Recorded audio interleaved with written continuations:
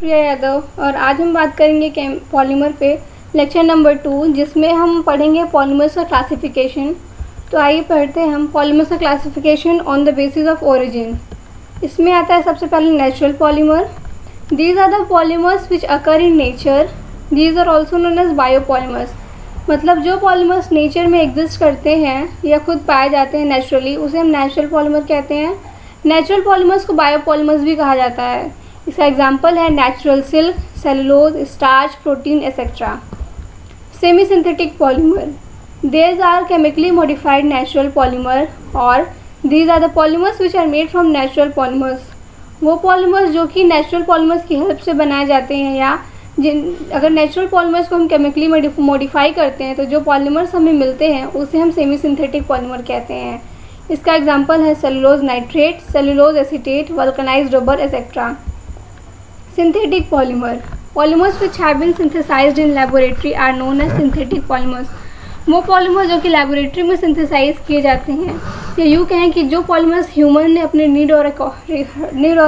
Need के हिसाब से बनाए हैं, प्रोड्यूस किए हैं, उसे हम सिंथेटिक पॉलीमर कहते हैं। These are also known as man made polymers. Synthetic polymers को मैन मेड पॉलीमर भी कहा जाता है। इसका एग्जाम्पल है polyethylene, polystyrene, polyvinyl chloride, nylon etcetera. On the basis of polymeric structures, polymers को 3 कैटेगरी में डिवाइड किया गया है। पहला है linear polymer. If monomer units are joined in a linear manner, linear polymer is formed. हम सभी जानते हैं कि पॉलीमर्स मोनोमर से बनते हैं, तो जब भी मोनोमर्स को हम लीनियर मैनर पे अरेंज करते हैं तो लीनियर पॉलीमर बनते हैं। Branch polymer, when monomer units are joined in branch manner, branch polymer is formed. जब भी मोनोमर यूनिट्स को ब्रांच मैनर में अरेंज करते हैं तो ब्रांच पॉलीमर बनता है। Cross linked polymer, branch polymer links with other branch polymer to form cross linked polymer. जब भी हम एक ब्रांच पॉलीमर को दूसरे ब्रांच पॉलीमर से लिंक करते हैं तो ये क्रॉस लिंक्ड पॉलीमर बनाते हैं। अगर इनका स्ट्रक्चर हम कुछ देखें तो ऐसा होता है, लीनियर पॉलीमर्स में लीनियरली अरेंजमेंट है, ब्रांच चेन पॉलीमर में ब्रांच चेन अरेंजमेंट, और क्रॉस लिंक में देखें तो कई सारे अगर ब्रांच चेन पॉलीमर्स को अरेंज करते जाएं, आपस में इंटरकनेक्ट करते जाएं, तो ये क्रॉस लिंक पॉलीमर बनाते हैं।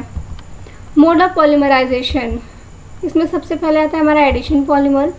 They are formed from simple addition of olefinic phenylic monomer by a chain mechanism. Its formation involves chain reaction. Addition polymers are formed from unsaturated compounds. Addition polymers वो होते हैं जो कि phenylic या ओलेफेनिक monomer को हम सिंपल एडिशन करते जाएं, एक चेन की तरफ बनाते जाते हैं या चेन रिएक्शन को फॉलो करते हैं, और इस मेथड के थ्रू जो पॉलीमर हमें मिलता है वो एडिशन पॉलीमर कहलाता है। एडिशन पॉलीमर जनरली हम अनसैचुरेटेड कंपाउंड से बनाते हैं। इसका एग्जाम्पल है polyethylene, polystyrene, Teflon, etc. Condensation polymer, they are formed from intermolecular reaction between bifunctional and polyfunctional monomer molecules having reactive functional group such as OH और COOH। OH को हम hydroxy group कहते हैं और COOH को हम carboxylic group कहते हैं। मतलब वो मोनोमर मॉलिक्यूल्स जिनके पास रिएक्टिव फंक्शनल ग्रुप हो, और जब वो आपस में उनका इंटरमोलिकुलर रिएक्शन कराएंगे तो जो पॉलीमर हमें मिलेगा वो कंडेंसेशन पॉलीमर कहलाएगा। Monomer combine together with the loss of small molecules like H2O, NH3, CO2 etcetera. जब भी मोनोमर जिसमें फंक्शनल ग्रुप होता है या जो कंडेंसेशन पॉलीमर्स हमारा बनाते हैं, उनको जब आपस में हम कंबाइन करते हैं तो वो हमें वाटर, अमोनिया या कार्बन डाइऑक्साइड लूज़ करते हैं या रिलीज़ करते हैं।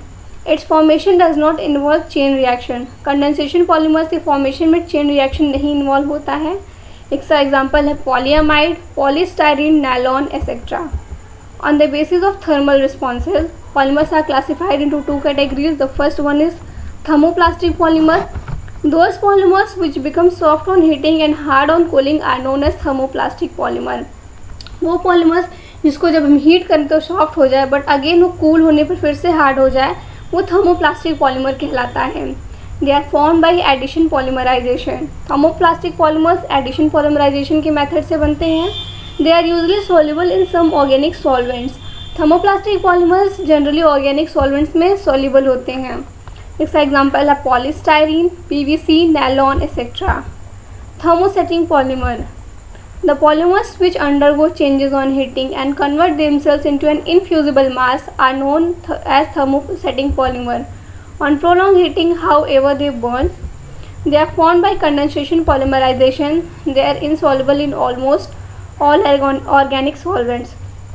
मतलब वो पॉलीमर जिसको हम हीट करें तो वो एक इनफ्यूजिबल मास में कन्वर्ट हो जाएं, या यूँ कहें कि जो हीट करने पर जिस फॉर्म को अडॉप्ट कर लेते हैं दोबारा हम उसको इनिशियल स्टेट में नहीं ला सकते, वो थर्मोसेटिंग पॉलीमर कहलाते हैं। अगर हम थर्मोसेटिंग पॉलीमर्स को अगर हीट करते जाएं कंटिन्यूसली तो वो बर्न भी हो सकता है या बर्न हो जाता है। Thermosetting polymers generally condensation polymerisation method से फॉर्म होते हैं और ये जनरली ऑर्गेनिक सॉल्वेंट्स में इनसॉल्युबल होते हैं। इनका एग्जांपल है Bakelite, urea formaldehyde resins etcetera. On the basis of degradation, polymers are classified into two categories. The first one is biodegradable polymer. The polymers which can be degraded by microbial or other biological activities are called biodegradable polymers. वो polymers जो कि micro organism की help से या किसी दूसरी biological activity की help से नेचर में डिकम्पोज हो जाए वो बायोडिग्रेडेबल पॉलीमर कहलाते हैं। इसका एग्जांपल है PHBB, इसका फुल नेम है poly beta hydroxy co beta hydroxy valerate, nylon 2 nylon 6 etcetera. फिर दूसरा आता है हमारा non biodegradable polymer. The synthetic polymers which do not disintegrate और decay by themselves over a period of time are called non biodegradable polymers. Non biodegradable polymers हमारे generally synthetic polymers ही आते हैं। वो पॉलीमर जो कि अगर हम लंबे समय के लिए छोड़ भी दें नेचर में तो वो डिकम्पोज खुद से नहीं होते हैं या डिके नहीं होते हैं नेचर में, वो नॉन बायोडिग्रेडेबल पॉलीमर कहलाते हैं। इसका एग्जांपल है पॉलीथीन, पॉलीस्टाइरीन एक्सेट्रा। तो आज के लिए बस इतना ही, मिलते हैं नेक्स्ट वीडियो में। तब तक आपको कोई भी डाउट या क्वेरी हो तो कमेंट सेक्शन में ज़रूर बताएं और तब तक इस वीडियो को चैनल को लाइक शेयर और सब्सक्राइब करते रहें।